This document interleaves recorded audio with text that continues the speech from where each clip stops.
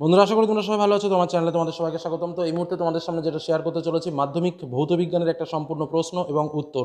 এবং এই যে প্রশ্নটা তোমরা দেখতে পাচ্ছ, প্রশ্নটা কিন্তু আমাদের পরীক্ষাতে এসছে, অর্থাৎ টেস্ট পরীক্ষারই প্রশ্ন।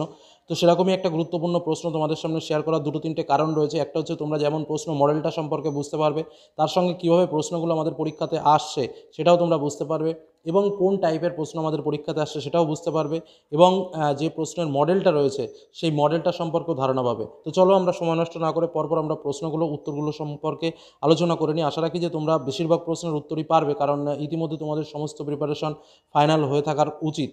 তো যাই হোক, আমরা প্রশ্নটা একটু দেখে নিই, তার সঙ্গে নিজেদের প্রিপারেশনটা কেমন হয়েছে সেটাও একটু বুঝতে পারবো। এবং প্রশ্নগুলো খুবই ইম্পর্ট্যান্ট, এবং যে প্রশ্নটা সেট তোমাদের সামনে তুলে ধরছি, এই প্রশ্নটা তোমরা ভালো করে কমপ্লিট করো। আশা রাখছি এর থেকে কিন্তু অনেক অনেক প্রশ্ন তোমরা মাধ্যমিকে কমন পাবে। এবং শুধু তাই নয়, এই যে প্রশ্নটা রয়েছে ঠিক এরকম টাইপসেরই প্রশ্ন, অর্থাৎ সেম মডেলের প্রশ্ন, সেম টাইপসের প্রশ্ন কিন্তু তোমরা মাধ্যমিকেও কমন পেতে চলেছো।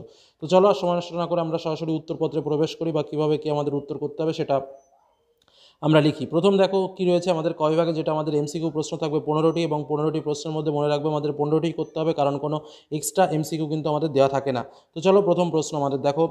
প্রথম প্রশ্ন লেখার ক্ষেত্রে একটু আমাদের বুঝে নিতে হবে, কারণ আমরা অনেক সময় অনেক রকম বিষয় অবলম্বন করি। যেমন বাংলা বা অন্যান্য সাবজেক্টের ক্ষেত্রে আমরা শুধুমাত্র দাগ নম্বর দিয়ে উত্তরটা লিখি, এবং জীবন বিজ্ঞানের ক্ষেত্রে আমরা পূর্ণবাক্য উত্তর লিখি। ফিজিক্সের ক্ষেত্রে যে সিস্টেমটা রয়েছে, তোমরা লাইনটা পড়লেই বুঝতে পারবে, প্রতিটি প্রশ্নের নিচে উত্তর হিসেবে 4টি করে বিকল্প দেওয়া আছে, যেটি ঠিক সেটি লেখো। অর্থাৎ সমস্ত কিছু লেখার কোনো প্রয়োজন নেই, শুধুমাত্র দাগ নম্বর দেবে এবং উত্তরটা লিখবে। অর্থাৎ 1.1 লিখলে কি রয়েছে, ওজোন স্তর ধ্বংস অনুঘটকের কাজ করে কে?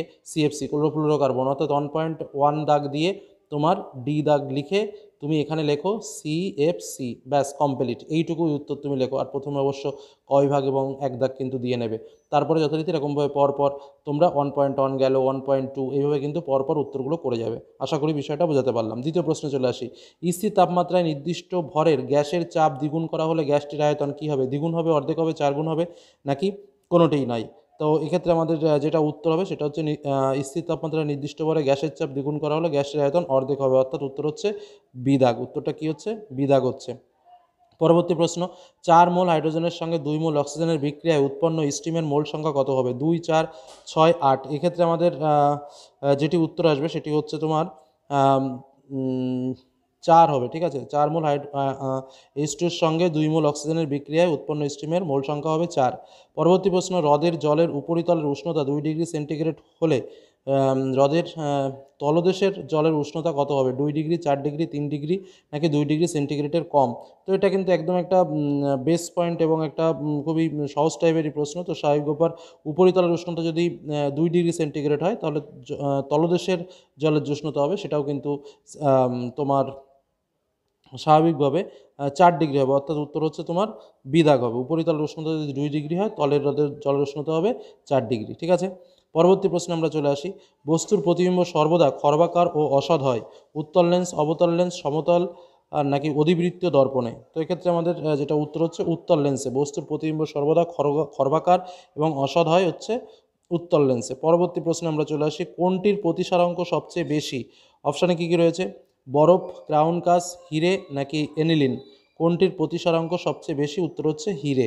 পরবর্তী প্রশ্ন, ঋণাত্মক আধান গমন করে উচ্চ বিভাগ থেকে নিম্ন বিভাগে, নিম্ন বিভাগ থেকে উচ্চ বিভাগে বিভব পার্থক্য না থাকলে, নাকি তড়িৎ প্রবাহ না হলে?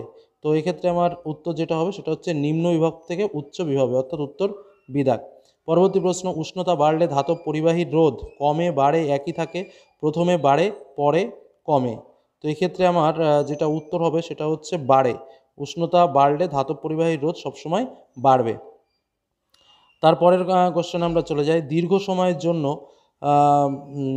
পেঁয়াজ সংরক্ষণে ব্যবহৃত হয় আলফা কণা, বিটা কণা, গামা কণা, নাকি এক্স রশ্মি? তো উত্তরটা কী হচ্ছে? উত্তর হচ্ছে গামা রশ্মি। ঠিক আছে, পরবর্তী প্রশ্নে আমরা চলে আসি। আধুনিক পর্যায় সারণীতে নোবেল গাছগুলোর অবস্থান কোথায়? 10 নম্বর শ্রেণীতে, 0 শ্রেণীতে, 17 নম্বর শ্রেণীতে, নাকি 18 নম্বর শ্রেণীতে? উত্তর হচ্ছে 18 নম্বর শ্রেণীতে। পরবর্তী প্রশ্ন, নাইট্রোজেনের অণুতে 2টি নাইট্রোজেন পরমাণুর মধ্যে কী প্রকৃতির বন্ধন উপস্থিত? সমযোজী এক বন্ধন, সমযোজী দ্বিবন্ধন, সমযোজী ত্রিবন্ধন, নাকি তড়িৎযোজী বন্ধন? তো উত্তরটা হচ্ছে সমযোজী ত্রিবন্ধন, অর্থাৎ উত্তর সি দাগ। পরবর্তী প্রশ্নে আমরা চলে আসি। তড়িৎ বিশ্লেষণে তড়িৎ শক্তি রূপান্তরিত হয় শব্দ শক্তিতে, তাপ শক্তিতে, রাসায়নিক শক্তিতে, নাকি চৌম্বকীয় শক্তিতে? তো এক্ষেত্রে আমাদের উত্তর যেটা আসছে সেটা হচ্ছে রাসায়নিক শক্তিতে, তড়িৎ বিশ্লেষণে তড়িৎ শক্তি রূপান্তরিত হয় রাসায়নিক শক্তিতে, অর্থাৎ উত্তর সি দাগ। পরবর্তী প্রশ্নে আমরা চলে আসি। হেবার পদ্ধতিতে অ্যামোনিয়া প্রস্তুতির সময় যে অনুঘটকটি ব্যবহৃত হয় তা হলো MnO2, পিটি চূর্ণ, এপি চূর্ণ নাকি সিইউ চূর্ণ। তো এক্ষেত্রে আমাদের উত্তরটা হচ্ছে এপি চূর্ণ। পরবর্তী প্রশ্ন, বিমানের কাঠামো তৈরিতে ব্যবহৃত সংকর ধাতুটি হলো জার্মান সিলভার, ব্রোঞ্জ, ইনভার নাকি ডুরালুমিন। তো এক্ষেত্রে যেটা উত্তর সেটা হচ্ছে ডুরালুমিন। বিমানের কাঠামো তৈরিতে ব্যবহৃত সংকর ধাতু হলো ডুরালুমিন। পরবর্তী প্রশ্নে চলে আসি। এলপিজিতে যে হাইড্রোকার্বনটি থাকে না তার নাম মিথেন, ইথেন, প্রোপেন নাকি বিউটেন। তো এটার উত্তর হচ্ছে মিথেন। এলপিজিতে যে হাইড্রোকার্বনটি থাকে না তার নাম হচ্ছে মিথেন, আর বাদ বাকি ইথেন, প্রোপেন এবং বিউটেন প্রত্যেকটা হাইড্রোকার্বন কিন্তু এলপিজিতে থাকে। পরবর্তী প্রশ্নে আমরা চলে আসি। এমন একটি শক্তির উদাহরণ দাও যা প্রত্যক্ষ বা পরোক্ষ কোনোভাবেই সূর্য থেকে আসে না। উত্তর হচ্ছে ভূতাপীয় শক্তি। কি বললাম? ভূতাপীয় শক্তি। পরবর্তী প্রশ্ন রয়েছে, বায়োডিজেল প্রস্তুত করা যায় এমন একটি উদ্ভিদের নাম লেখো। তো বায়োডিজেল প্রস্তুত করা যায় বিভিন্ন উদ্ভিদের গাছের যে বীজ রয়েছে সেই বীজ থেকে। তার মধ্যে মহুয়া থেকে তৈরি করা যায়। জ্যাট্রোফা নামক এক ধরনের গাছ রয়েছে যেখান থেকে তৈরি করা যায়। জ্যাট্রোফা বানানটা আমি একটু লিখে দিই, বর্গজ জফলা আকার, টয়রফলা ওকার, ফয়াকার, জ্যাট্রোফা। ঠিক আছে। পরবর্তী প্রশ্নে আমরা চলে আসি। নিচের বিবৃতিটি সত্য না মিথ্যা লেখো। প্রথমটা রয়েছে, ট্রপোস্ফিয়ারের ওজোন গ্যাসের সবচেয়ে বেশি সঞ্চয় দেখা যায়। ট্রপোস্ফিয়ার ওজোন গ্যাসের সবচেয়ে বেশি সঞ্চয় দেখা যায়, এটা কিন্তু মিথ্যা। পরবর্তী প্রশ্ন, বয়েল ও চার্লসের সূত্র দুটিতেই যে ভৌত রাশিকে ধ্রুবক ধরা হয় তার নাম লেখো। এখানে তোমাকে যেটা লিখতে হবে তার নাম হচ্ছে ভর। ঠিক আছে, চার্লস ও বয়েলের সূত্রতে দুটিতেই যে ভৌত রাশিকে ধ্রুবক ধরা হয় তার নাম হচ্ছে ভর। পরবর্তী কোশ্চেন, একটি আদর্শ গ্যাসের অণুগুলির মোট স্থিতি শক্তির পরিমাণ কত? উত্তর হচ্ছে 0। পরবর্তী কোশ্চেন, সেলসিয়াস ও ফারেনহাইট স্কেলের দৈর্ঘ্য প্রসারণ গুণাঙ্ক এর মধ্যে সম্পর্কটি লেখো। তো এর মধ্যে সম্পর্কটি কেমন হবে? সম্পর্কটি হচ্ছে, তোমার আমি এখানে উত্তরটা লিখে দিই, by F equal to 5/9 C. এটাই হচ্ছে তোমার উত্তর হবে। ঠিক আছে। তারপরের প্রশ্নে আমরা চলে আসি। তারপরে যে প্রশ্নটা রয়েছে দেখো, সূর্য থেকে তাপ কোন পদ্ধতিতে পৃথিবীতে আসে? সূর্য থেকে তাপ কোন পদ্ধতিতে পৃথিবীতে আসে? উত্তর হচ্ছে বিকিরণ পদ্ধতিতে পৃথিবীতে আসে। আচ্ছা, পরবর্তী প্রশ্নে চলে আসি। দাড়ি কামানোর জন্য কোন ধরনের দর্পণ শেভিং মিরর রূপে ব্যবহৃত হয়? উত্তর হচ্ছে অবতল দর্পণ। পরবর্তী কোশ্চেন, কাচের স্ল্যাবে আলোকরশ্মির আপাতন কোণের মান 45 ডিগ্রি হলে আলোকরশ্মির চ্যুতি কোণের মান কত হবে? চ্যুতি কোণের মান হবে 0 ডিগ্রি। ঠিক আছে। পরবর্তী কোশ্চেন, কুলম্ব পরবর্তী কোশ্চেন আসি। 1 কুলম্ব তড়িতাধানকে 1 ভোল্ট বিভব প্রভেদের বিরুদ্ধে নিয়ে যেতে কত কার্য করতে হবে? প্রশ্নটা আরেকবার দেখো, 1 কুলম্ব তড়িতাধানকে 1 ভোল্ট বিভব প্রভেদের বিরুদ্ধে নিয়ে যেতে কত কার্য করতে হবে? উত্তর হচ্ছে 1 জুল। ঠিক আছে, কি বললাম? 1 জুল। পরবর্তী প্রশ্ন, আদর্শ অ্যামিটারের রোধ কত হওয়া উচিত? উত্তর হচ্ছে 0। পরবর্তী প্রশ্ন, ইউরেনিয়াম খনিতে কোন নিষ্ক্রিয় গ্যাস পাওয়া যায়? হিলিয়াম পাওয়া যায়। অথবাতে রয়েছে, হাইড্রোজেন বোমায় কোন নিউক্লিয় বিক্রিয়া ঘটানো হয়? হাইড্রোজেন বোমায় হচ্ছে তোমার নিউক্লিয় সংযোজন ঘটানো হয়। পরেরটা রয়েছে, বাম স্তম্ভের সঙ্গে ডান স্তম্ভের সামঞ্জস্য বিধান করো। তো সবচেয়ে হালকা নিষ্ক্রিয় গ্যাস যেটা হচ্ছে সেটা হচ্ছে হিলিয়াম হবে, অর্থাৎ সি দাগ। পরেরটা, একটি একটি তেজস্ক্রিয় ক্ষারীয় মৃত্তিকা ধাতু। একটি তেজস্ক্রিয় ক্ষারীয় মৃত্তিকা ধাতু হচ্ছে রেডিয়াম, অর্থাৎ ডি দাগ। পরেরটা বলছে, ত্রিবন্ধনযুক্ত মৌলিক অণুর নাম। উত্তর হচ্ছে নাইট্রোজেন। আর একটা হচ্ছে একটি জৈব তড়িৎ বিশ্লেষ্য পদার্থ, ওটা হচ্ছে অ্যাসিটিক অ্যাসিড। পরের প্রশ্নে চলে আসি। তড়িৎ বিশ্লেষণ পদ্ধতিতে কপার ধাতুর পরিশোধনে অবিশুদ্ধ কপার দণ্ড কোন ইলেকট্রোড রূপে ব্যবহার করা হয়? উত্তর হচ্ছে অ্যানোড। পরবর্তী প্রশ্ন, রসায়নগারে লবণের ধাতবমূলক শনাক্তকরণের কোন গ্যাসটি প্রয়োজন? এক্ষেত্রে যেটা উত্তর, প্রশ্নটা একবার দেখতে হবে। প্রশ্নটা হচ্ছে, রসায়নগারে লবণের ধাতবমূলক শনাক্তকরণের জন্য কোন গ্যাসটি প্রয়োজন? উত্তর হচ্ছে H2S। ঠিক আছে, উত্তর হচ্ছে H2S। পরেরটা হচ্ছে ওলিয়ামের রাসায়নিক নাম কি? ওলিয়ামের রাসায়নিক নাম হচ্ছে পাইরোসালফিউরিক অ্যাসিড। কি বললাম? পাইরোসালফিউরিক অ্যাসিড। পরবর্তী প্রশ্ন, শূন্যস্থান পূরণ করো। ড্যাশ গ্যাসকে ক্ষারীয় বায়ু বলে? কোন গ্যাসকে ক্ষারীয় বায়ু বলে? উত্তর হচ্ছে অ্যামোনিয়াকে।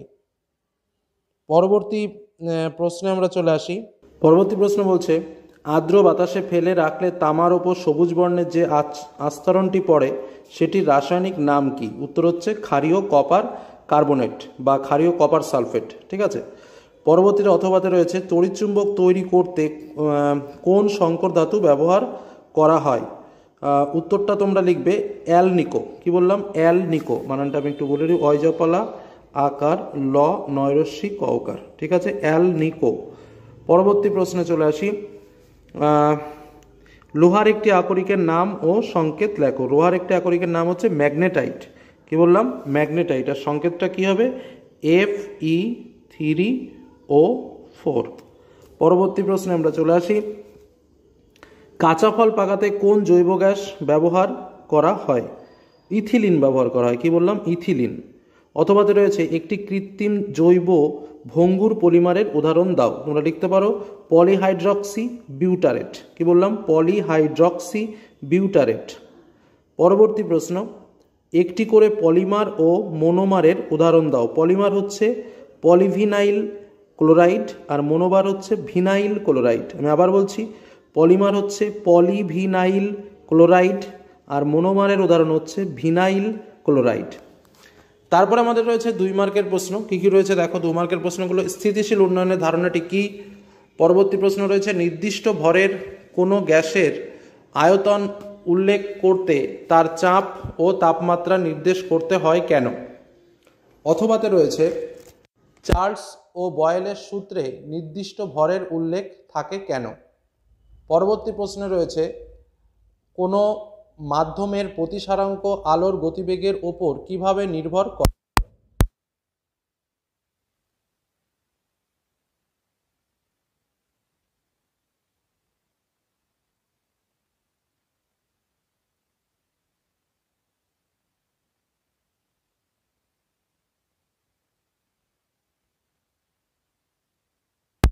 সমান্তরাল সমবায়ে যুক্ত আছে। শুধু দেখেই কিভাবে বুঝবে তারা কোন সমবায়ে যুক্ত আছে? পরবর্তী প্রশ্ন, তড়িৎ যোজ্যতার সংজ্ঞা লেখো, উদাহরণ দাও। অথবা যোজ্যতার অষ্টক সূত্রটি বিবৃত করো। পরবর্তী কোশ্চেন, তরল হাইড্রোজেন ক্লোরাইড তড়িৎ পরিবহনে সক্ষম নয় কিন্তু গলিত সোডিয়াম ক্লোরাইড তড়িৎ পরিবহনে সক্ষম, ব্যাখ্যা করো। পরে হচ্ছে, তরল অ্যামোনিয়া কাকে বলে? ইউরিয়ার একটি ব্যবহার উল্লেখ করো। পরবর্তী প্রশ্ন রয়েছে, অ্যামালগাম কাকে বলে? একটি উদাহরণ দাও, এর ব্যবহার লেখো। অথবা ধাতু সংকর কাকে বলে? পরবর্তী প্রশ্ন রয়েছে, গাঢ় সালফুরিক অ্যাসিডের উপস্থিতিতে ইথাইল অ্যালকোহলের সঙ্গে অ্যাসিটিক অ্যাসিডের বিক্রিয়ায় কী ঘটে তা লেখো। অথবাতে রয়েছে, রেকটিফাইড স্পিরিট কি? একে কিভাবে পানের অযোগ্য করা হয়? এরপর রয়েছে আমাদের ঘ বিভাগের প্রশ্ন, যেখানে আমাদের 12টি প্রশ্ন লিখতে হবে। প্রথম যে প্রশ্নটা এসছে, একটি নির্দিষ্ট ভরের কোনো গ্যাসের 90 সেন্টিমিটার চাপে আয়তন 500 ঘন সেন্টিমিটার হলে ওই উষ্ণতায় 60 সেন্টিমিটার এইজি চাপে গ্যাসটির আয়তন কত হবে? পরবর্তী প্রশ্ন, 32.7 গ্রাম জিঙ্ক অতিরিক্ত লঘু সালফুরিক অ্যাসিডের সঙ্গে বিক্রিয়া করে কত গ্রাম হাইড্রোজেন উৎপন্ন করবে? অথবাতে রয়েছে, পৃথিবীতে লভ্য বিভিন্ন প্রকার শক্তির মূল উৎসটি কি ব্যাখ্যা করে লেখো। সকল প্রকার শক্তি শেষ পর্যন্ত কোন শক্তিতে রূপান্তরিত হয়ে যায়? পরবর্তী কোশ্চেন, দ্বিধাতব পাত কীভাবে কাজ করে? কঠিনের তাপীয় প্রসারণ বলতে কী বোঝায়? অথবা একটি থার্মোমিটারের পারদ কুণ্ডকে গরম জলে ডোবালে কৌশিক নলে পারদ সূত্রের দৈর্ঘ্যের কী পরিবর্তন দেখাবে? পরবর্তী কোশ্চেন, একটি অবতল দর্পণের ফোকাস দূরত্ব কীভাবে নির্ণয় করবে? পরবর্তী কোশ্চেন, একটি অবতল দর্পণ ও একটি উত্তল দর্পণের বক্রতা ব্যাসার্ধ যথাক্রমে 20 সেন্টিমিটার ও 30 সেন্টিমিটার, এদের ফোকাস দৈর্ঘ্যের অনুপাত নির্ণয় করো। অথবা হ্রস্বদৃষ্টি বা মায়োপিয়া কি? স্বল্প দৃষ্টির প্রতিকার কি? পরবর্তী কোশ্চেন, তড়িৎ প্রবাহের অভিমুখ উল্টে দিলে উৎপন্ন তাপ কি একই হবে? যুক্তি দাও। পরবর্তী কোশ্চেন, তড়িৎ প্রবাহের ফলে কোনো ধাতব পরিবাহীতে 800 জুল তাপ উৎপন্ন হয়। প্রবাহমাত্রা 1 অ্যাম্পিয়ার ও পরিবাহীর রোধ 20 ওহম হলে কত সময় ধরে তড়িৎ পরিবাহিত হয়েছিল নির্ণয় করো। অথবা তড়িৎ প্রবাহের সময় অপরিবর্তিত রেখে যদি রোধ দ্বিগুণ করা হয় তাহলে উৎপন্ন তাপ কিভাবে প্রভাবিত হবে? পরবর্তী কোশ্চেন, তেজস্ক্রিয় বিকিরণের একটি কুপ্রভাব লেখো। রেডিও কার্বন ডেটিং কি? পরবর্তী কোশ্চেন, পর্যায়ের বাম দিক থেকে ডান দিকে যে কোনো দুটি পর্যায়বৃত্ত ধর্মের পরিবর্তন উল্লেখ করো। অথবা মেন্ডেলিপের পর্যায় সারণীতে 1 থেকে 7 নং শ্রেণীকে এ ও বি উপশ্রেণীতে ভাগ করা হয়েছে কেন? উদাহরণসহ লেখো। পরবর্তী কোশ্চেন, একটি তামার চামচের ওপর রূপোর প্রলেপ দিতে ক্যাথোড, অ্যানোড ও তড়িৎ বিশ্লেষ্য রূপে কী কী ব্যবহার করতে হবে?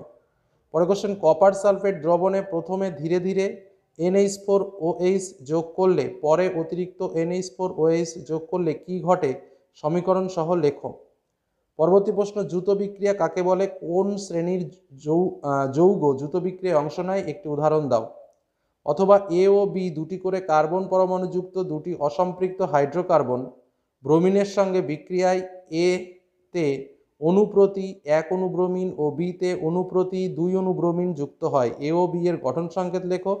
বি এর সঙ্গে ব্রোমিনের বিক্রিয়ার সমিত রাসায়নিক সমীকরণ লেখো। তো এই হলো আমাদের ওভারঅল ফিজিক্সের এক সেট প্রশ্ন। তো এরকম টাইপেরই প্রশ্ন তোমাদের পরীক্ষাতে আসবে। আমি যে ব্রড টাইপের প্রশ্নগুলো তোমাদের সাজেশন আকারে দিয়েছি সেগুলো বেশিরভাগই দেখলাম এই প্রশ্নের ভিতরে কমন রয়েছে। কিন্তু দেখো, ক্যালকুলেশন শর্ট টাইপের প্রশ্ন, তার জন্য কিন্তু তোমাকে পড়তে হবে। আর আমি যে 200 কোশ্চেন অ্যান্সারের যে একটা সেট দিয়েছিলাম ওটাও একটু ভালো করে ফলো করো, কারণ ওখান থেকে দেখলাম অনেক প্রশ্নই এই পরীক্ষাটাতে এসছে। তো যেহেতু ঠিকই আছে সমস্ত কিছু মিলিয়ে, একটু প্র্যাকটিস করতেই হবে। আর সর্বসম্মতভাবে যেটা বলতে হয় যে এই যে প্রশ্নের উত্তর করে আমাকে সাহায্য করেছেন আমার গ্রুপের সঙ্গে যিনি রয়েছেন, আমার ফিজিক্সের শিক্ষক, তাকে অসংখ্য ধন্যবাদ। এই বলে আজকের আলোচনা আমি শেষ করলাম। সকলে ভালো থেকো, সুস্থ থাকো, একটু ভালো করে প্র্যাকটিস করো। আশা করি তোমাদের কোনো সমস্যা হবে না। ধন্যবাদ।